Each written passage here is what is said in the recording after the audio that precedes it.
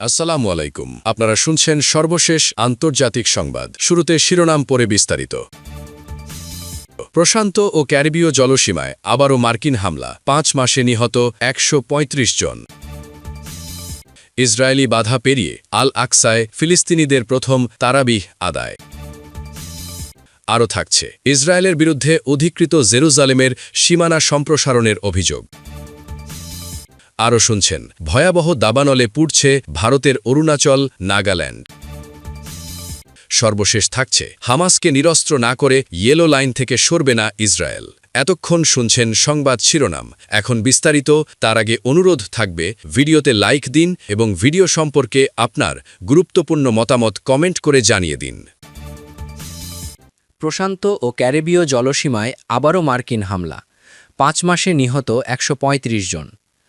পূর্ব প্রশান্ত মহাসাগর ও ক্যারিবীয় সাগরে মাদক পাচারের সন্দেহে ৩টি মাছ ধরার নৌযানে হামলা চালিয়েছে মার্কিন বাহিনী। এতে নৌযানগুলোতে থাকা মোট ১১ জন নিহত হয়েছে। লাতিন অঞ্চলের জলসীমার নিরাপত্তার দায়িত্বে থাকা যুক্তরাষ্ট্রের সাউদার্ন কমান্ড এসব তথ্য জানিয়েছে। মঙ্গলবার ১৭ ফেব্রুয়ারি প্রকাশিত এক বিবৃতিতে সাউদার্ন কমান্ড জানিয়েছে, গোয়েন্দা তথ্যের ভিত্তিতে নিশ্চিত হওয়া গেছে যে নৌযানগুলো পরিচিত মাদক পাচার রুট দিয়ে চলাচল করছিল এবং মাদক পাচার কার্যক্রমে জড়িত ছিল। তবে এর পক্ষে কোনো প্রমাণ উপস্থাপন করতে পারেনি সাউদার্ন কমান্ড। মার্কিন সামরিক বাহিনীর হামলায় পূর্ব প্রশান্ত মহাসাগরে থাকা প্রথম নৌযানে ৪ জন, দ্বিতীয় নৌযানে ৪ জন এবং ক্যারিবীয় সাগরে থাকা তৃতীয় নৌযানে ৩ জন নিহত হয়। তবে মার্কিন বাহিনীর কেউ হতাহত হয়নি বলে দাবি করা হয়েছে। তথাকথিত মাদক বিরোধী অভিযানের নামে ২০২৫ সালের সেপ্টেম্বর থেকে অভিযান শুরু করে সাউদার্ন কমান্ড।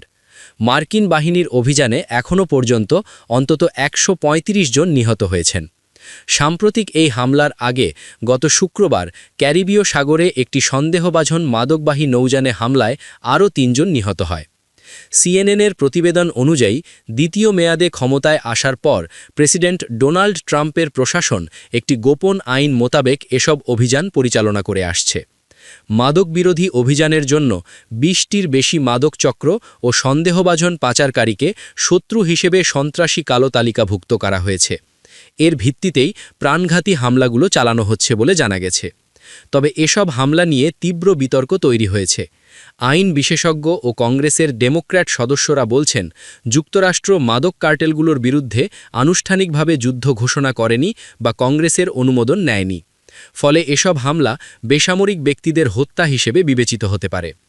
গত সেপ্টেম্বরের এক ঘটনায় অভিযোগ ওঠে, একটি সন্দেহভাজন নৌযানে প্রথম দফা হামলার পরও যারা জীবিত ছিলেন তাদের লক্ষ্য করে ইচ্ছাকৃতভাবে আবার হামলা চালানো হয়।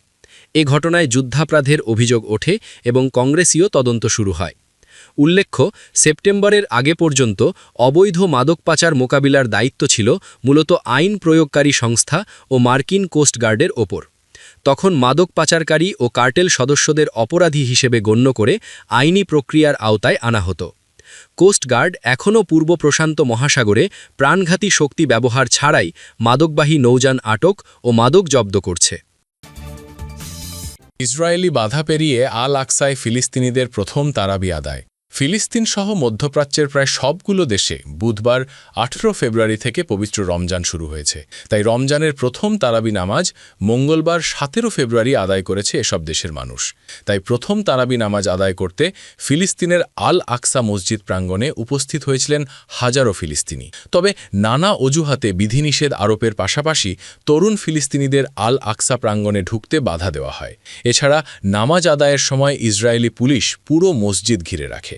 প্রত্যক্ষদর্শীদের মতে নামাজের সময় মসজিদের প্রার্থনালয় এবং খোলা প্রাঙ্গণগুলো পূর্ণ ছিল। আল আকসা মসজিদের খতিব শেখ ইউসুফ আবু স্নেইনে নামাজের নেতৃত্ব দিয়েছেন। অনলাইনে প্রচারিত ফুটেজে দেখা গেছে ইসরায়েলি পুলিশ প্রার্থীদের মধ্যে উপস্থিত থেকে নিরাপত্তা তদারকি করছে। এর আগে সোমবার ১৬ ফেব্রুয়ারি রাতে ইসরায়েলি পুলিশ আল আকসার ইমাম শেখ মোহাম্মদ আল আব্বাসিকে আটক করেছিল। পরে তাকে ছেড়ে দেওয়া হয় এবং ১ সপ্তাহের জন্য মসজিদে তার প্রবেশের ওপর নিষেধাজ্ঞা আরোপ করা হয়। ইসরায়েল 2023 সালের 8 অক্টোবর গাজার বিরুদ্ধে সামরিক অভিযান শুরু করার পর পশ্চিম তীর এবং পূর্ব জেরুজালেমে কার্যক্রম জোরদার করেছে। মার্কিন সমর্থনে গাজায় নৃশংস হামলা চালিয়ে 2 বছরের যুদ্ধে 72,000-এর বেশি ফিলিস্তিনি নিহত এবং 1,71,000 আহত হন, যাদের অধিকাংশই নারী এবং শিশু। এছাড়া 90% গাজাবাসীর বসবাসের অবকাঠামো ধ্বংস হয়। 2025 সালের 10 অক্টোবর যুদ্ধবিরতি কার্যকর হলেও ইসরায়েল এখনও বিভিন্ন অংশে বিমান হামলা এবং ধ্বংসযজ্ঞ চালিয়ে যাচ্ছে। ইসরায়েলের বিরুদ্ধে অধিকৃত জেরুজালেমের সীমানা সম্প্রসারণের অভিযোগ। 1967 সালের পর প্রথমবারের মতো অধিকৃত পশ্চিম তীরে ভূমি নিবন্ধনের প্রক্রিয়া পুনরায় শুরু করার সিদ্ধান্ত নিয়েছে ইসরায়েল। নেতানিয়াহু সরকারের এমন সিদ্ধান্তে উদ্বেগ জানিয়েছে ইসরায়েলের বেশ কয়েকটি এনজিও। তাদের মতে এই পরিকল্পনার ফলে 1967 সালের পর প্রথমবারের মতো অধিকৃত জেরুজালেমের সীমানা সম্প্রসারণ হবে। 1967 সাল থেকে ইসরায়েল পূর্ব জেরুজালেম দখল করে রেখেছে এবং পরবর্তীতে আন্তর্জাতিক সম্প্রদায়কে পাশ কাটিয়ে একে সংযুক্ত করে। ফিলিস্তিনিরা পূর্ব জেরুজালেমকে তাদের ভবিষ্যৎ রাষ্ট্রের রাজধানী হিসাবে দেখে থাকে।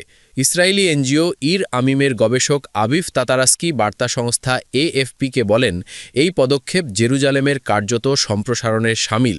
তিনি বলেন, যদি এই বসতি নির্মিত হয় এবং সেখানে মানুষ বাস করে, তাহলে যারা সেখানে বাস করবেন তারা সেখানে জেরুজালেমের বাসিন্দা হিসেবে বাস করবেন। তিনি আরও বলেন, বাস্তবিক অর্থে মূলত বসতি নয়, বরং জেরুজালেম সম্প্রসারিত হবে। ফেব্রুয়ারির শুরুতে বসতি পরিকল্পনা প্রকাশ করে ইসরায়েল।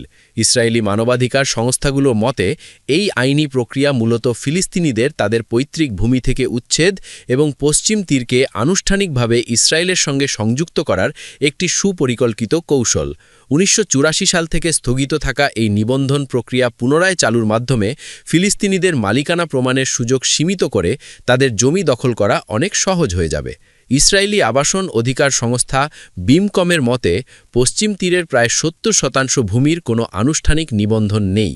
ব্রিটিশ শাসনামল বা জর্ডান শাসনের সময় মাত্র 30% ভূমির নিবন্ধন সম্পন্ন হয়েছিল।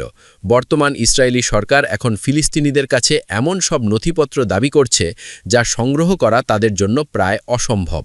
অনেক ফিলিস্তিনি পরিবার যুদ্ধের সময় বাস্তুচ্যুত হওয়ায় বা যুগের পর যুগ ধরে বংশপরম্পরায় ভূমি ব্যবহার করায় তাদের কাছে কোনো দাপ্তরিক কাগজ নেই। ফলে প্রমাণের অভাবে এই বিশাল পরিমাণ ভূখণ্ড ডিফল্টভাবে ইসরায়েলি রাষ্ট্রের মালিকানাধীন হয়ে যাবে। সূত্র আল আরাবিয়া। ভয়াবহ দাবানলে পুড়ছে ভারতের অরুণাচল ও নাগাল্যান্ড। টানা 5 দিন ধরে ভয়াবহ দাবানলে পুড়ছে ভারতের অরুণাচল ও নাগাল্যান্ড। ছড়িয়ে পড়া ভয়াবহ দাবানল নিয়ন্ত্রণে একযোগে কাজ করছে ভারতীয় সেনা ও বিমান বাহিনী আইএএফ। দুর্গম পার্বত্য এলাকায় হেলিকপ্টার থেকে অবিরাম পানি ঢালার পাশাপাশি স্থলভাগেও বিশেষ সরঞ্জাম ব্যবহার করে আগুন নেভানোর চেষ্টা চলছে। অরুণাচলের আনজাও জেলায় সমুদ্রপৃষ্ঠ থেকে প্রায় 3000 থেকে 3500 ফুট উচ্চতায় অবস্থিত ওয়ালং এলাকা। এই এলাকায় 13 ফেব্রুয়ারি আগুনের সূত্রপাত হয় বলে জানা গেছে। মঙ্গলবার 17 ফেব্রুয়ারি সেনাবাহিনীর প্রকাশিত ভিডিওতে দেখা যায় পাহাড় জুড়ে ছড়িয়ে পড়া আগুনে হেলিকপ্টার থেকে পানি ফেলা হচ্ছে।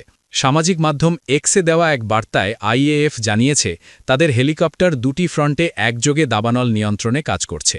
অরুণাচলের ওয়ালং এলাকায় মোট 1,39,800 লিটার পানি নিক্ষেপ করে আগুন নিয়ন্ত্রণে আনা হয়েছে। একই সময় নাগাল্যান্ডের জুকৌ ভ্যালিতে MI-17 V5 হেলিকপ্টার ডিমাপুরের পদুম পুখুরি লেক থেকে পানি সংগ্রহ করে কাছাকাছি এলাকায় আগুন নেভানোর কাজ চালিয়ে যাচ্ছে। খাড়া ঢাল, কম দৃশ্যমানতা ও দমকা বাতাসের মধ্যেও অভিযান অব্যাহত রয়েছে। এর আগে শনিবার আইএএফ জানিয়েছিল লোহিত উপত্যকায় 9500 ফুটেরও বেশি উচ্চতায় টানা আকাশপথে অগ্নি নির্বাপন অভিযান চালানো হচ্ছে। একাধিক উড্ডয়নে 12,000 লিটারের বেশি পানি নিক্ষেপ করে উপত্যকার সংকীর্ণ পর্বতশ্রেণীর আগুন নিয়ন্ত্রণের চেষ্টা করা হয়েছে। প্রতিকূল আবহাওয়া ও দমকা বাতাসের মধ্যেও অভিযান চলছে। গুয়াহাটি ভিত্তিক প্রতিরক্ষা মুখপাত্র জানান, দীর্ঘদিনের শুষ্ক আবহাওয়া এবং পাহাড়ি উপজাতিদের ঐতিহ্যবাহী ঝুম চাষ উত্তর পূর্বাঞ্চলে বনাগ্নির প্রধান কারণগুলির একটি। তিনি বলেন, গত 5 দিন ধরে সেনা ও বিমান বাহিনীর সমন্বিত প্রচেষ্টায় জনবল, ভারী যন্ত্রপাতি, বিশেষ অগ্নি নির্বাপন সরঞ্জাম এবং হেলিকপ্টারের নজরদারি ও পানি নিক্ষেপ সহায়তায় 24 ঘণ্টা অভিযান চালানো হচ্ছে। অত্যন্ত দুর্গম ভৌগোলিক অবস্থা ও প্রতিকূল আবহাওয়ার মধ্যেও আগুন পুরোপুরি নিয়ন্ত্রণে আনতে এই অভিযান অব্যাহত রয়েছে। কর্তৃপক্ষ জানিয়েছে সেনা ও বিমানবাহিনীর যৌথ প্রচেষ্টা আগুনের বিস্তার রোধে গুরুত্বপূর্ণ ভূমিকা রাখছে। দুর্গম ও খাড়া পাহাড়ি এলাকায় যেখানে স্থলপথে পৌঁছানো কঠিন, সেখানে আকাশপথে চালানো প্রচেষ্টা অত্যন্ত কার্যকর প্রমাণিত হয়েছে। ভারতের এসব অঞ্চলে শুষ্ক আবহাওয়া অব্যাহত থাকায় সম্ভাব্য নতুন আগুনের ঝুঁকি মোকাবেলায় সতর্কবার্তা দেওয়া হয়েছে। সূত্র দ্য স্টেটসম্যান। হামাসকে নিরস্ত্র না করে ইয়েলো লাইন থেকে সরবে না ইসরায়েল। ফিলিস্তিনিদের ওপর গণহত্যা চালানো ইসরায়েল গাজার ইয়েলো লাইন থেকে 1 মিলিমিটারও সরবে না। মঙ্গলবার 17 ফেব্রুয়ারি ইসরায়েলের প্রতিরক্ষা মন্ত্রী ইসরায়েল কাটস এমন মন্তব্য করেছেন। তিনি জানিয়েছেন, হামাসকে নিষ্ক্রিয় না করা পর্যন্ত গাজার ইয়েলো লাইন থেকে তারা 1 মিলিমিটারও সরে যাবে না। ইয়েলো লাইন মূলত প্রথম ধাপে ইসরায়েলি বাহিনী যে সীমানা থেকে সেনা প্রত্যাহার করেছিল সে সীমানাকে নির্দেশ করে। কাটস এক সংবাদ সম্মেলনে বলেন, আমরা কখনোই হামাসকে অস্ত্র ও সুড়ঙ্গ সহ এখানে থাকতে দেব না। তিনি আরও যোগ করেন, হামাসকে অস্ত্র, সুড়ঙ্গ ও অন্যান্য সবকিছুর থেকে নিষ্ক্রিয় না করা পর্যন্ত আমরা ইয়েলো লাইন থেকে 1 মিলিমিটারও সরে যাব না। এর আগে ইসরায়েলি ক্যাবিনেট সচিব ইওসি ফুক্স বলেন, সরকার হামাসকে 60 দিন সময় দেবে নিষ্ক্রিয় হওয়ার জন্য এবং তা না মানলে যুদ্ধ পুনরায় শুরু হবে বলে হুমকি দিয়েছেন। ইসরায়েল 2023 সালের 8 অক্টোবর মার্কিন সমর্থনে গাজায় নৃশংস হামলা চালায়। 2 বছরের এই যুদ্ধে 72,000-এর বেশি ফিলিস্তিনি নিহত এবং 1,71,000 আহত হন, যাদের অধিকাংশই নারী ও শিশু। এছাড়া 90% গাজাবাসীর বসবাসের অবকাঠামো ধ্বংস হয়। 2025 সালের 10 অক্টোবর যুদ্ধবিরতি কার্যকর হলেও ইসরায়েল এখনও বিভিন্ন অংশে বিমান হামলা ও ধ্বংসযজ্ঞ চালিয়ে যাচ্ছে। ট্রাম্পের পরিকল্পনার দ্বিতীয় ধাপের অংশে ছিল হামাসকে নিষ্ক্রিয় করা।